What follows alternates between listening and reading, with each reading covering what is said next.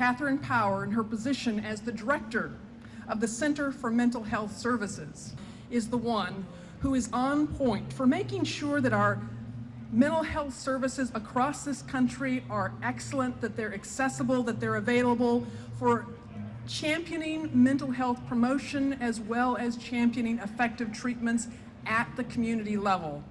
She has been a great collaborator. She founded the Federal Partners Program, which has brought together partners from across the federal agencies to be able to collaborate.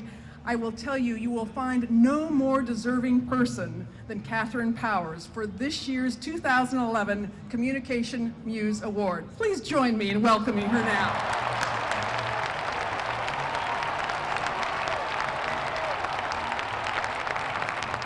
Thank you very much, Lori. I am delighted to be here with all of you today. And we're here today because of the very hard work of Talk Therapy TV and its founder, Jacob Berelowitz. He was instrumental in inspiring the New York State Senate and the Assembly to adopt a joint resolution proclaiming October to be Behavioral Health Recognition Month in New York State. Talk Therapy TV broadcasts weekly television programming dedicated to promoting behavioral health awareness, treatment, and recovery. On August 20th, 1940, at the height of the Battle of Britain, Prime Minister Winston Churchill famously said, "The gratitude of every home throughout the world goes out to the British airmen who, undaunted by odds, unwearied in their constant challenge and mortal danger, are turning the tide in the world war by their prowess and by their devotion. Never in the field of human conflict was so much owed by so many to so few." 1 year ago, First Lady Michelle Obama and Dr. Jill Biden rolled out a national call to action for military families. They noted that 1% of our population is doing 100% of the fighting. Their message is that we need 100% of Americans to support our troops and their families. Supporting and strengthening our military families is not only critical to our national security, it is a national moral obligation. I am pleased to be from the Substance Abuse and Mental Health Services Administration and also leading on our work with military families, veterans, and all of the military community. We know that military service members, veterans, and their families do not recover in isolation. They recover in community. We are here today to lend our support to improving the health of all New Yorkers of all ages living with or at risk for mental and substance use conditions. We do this by understanding and acting on the very firm belief that behavioral health is essential to health and recovery is totally possible. We are here to support our service members, our veterans and their families, whose sacrifices on the battlefield and on the home front make us proud to be Americans.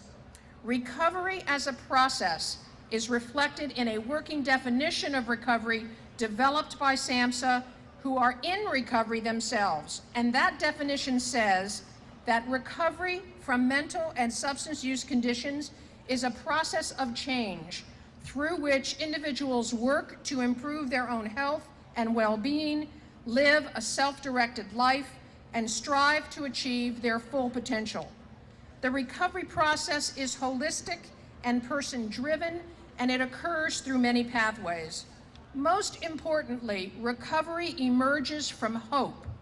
Hope is to the soul what oxygen is to the body, says noted consumer advocate Larry Fricks. The goal of recovery is a high-quality, self-directed, satisfying life in the community. Health, home, purpose, and community, those are the things we want for people who are struggling with mental illnesses and addictions. Those elements are the very definition of services and supports.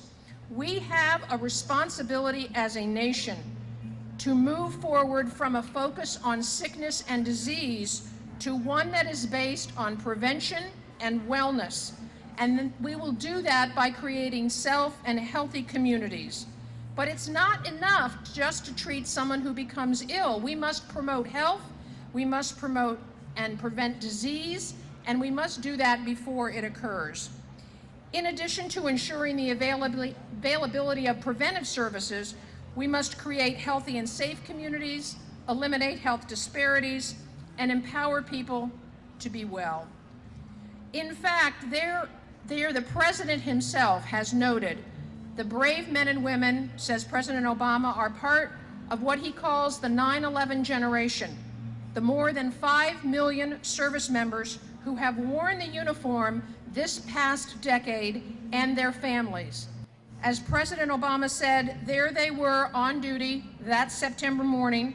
They enlisted in a time of peace, but instantly transitioned to war footing. They're the millions of recruits who have stepped forward since, seeing their nation at war and saying, "Send me." They are every single sailor, soldier, airman, Marine, and Coast Guardsman who has volunteered to serve, knowing they could be sent in harm's way. And as the First Lady Michelle Obama said, their families served as well. We have never asked so much of an all-volunteer force, and we've never asked this much of our military families.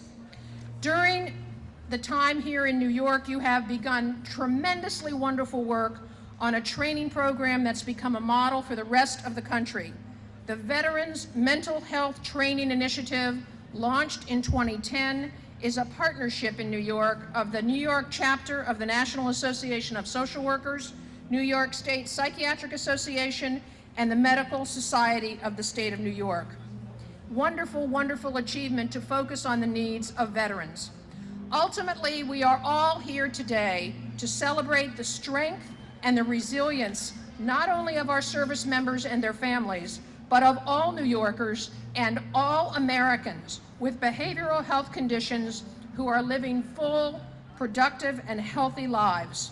We have come a long, long way. I want to leave you this morning with the words of Harvard Business School professor Rosabeth Moss Kanter.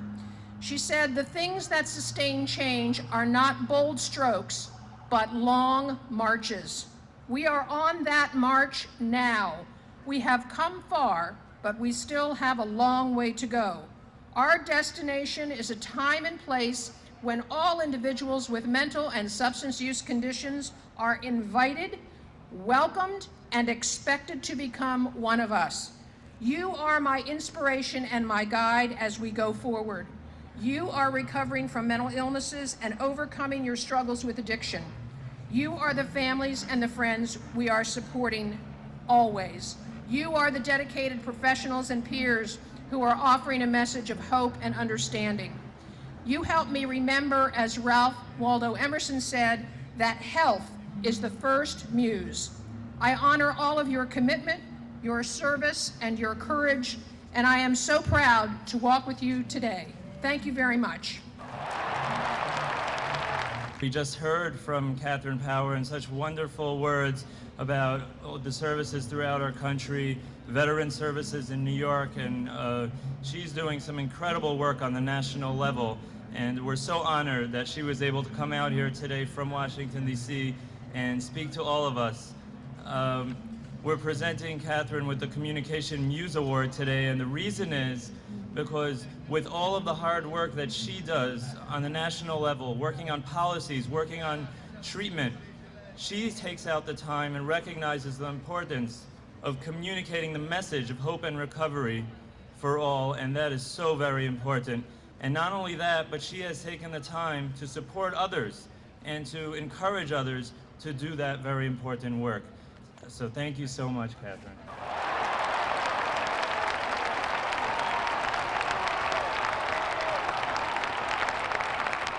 We also have, in addition to the certificate, we also have a very special crystal award that, Kathryn, I hope that you will think of the crowd here in New York to think about the pioneering work that this state is doing to bring behavioral health awareness to those who matter most. So thank you so much, Kathryn. God bless. I want to particularly thank the talk therapy leadership and General Sutton for being here and for nominating me, and it is with deep gratitude on behalf of everyone I work with that I accept this. Thank you so much.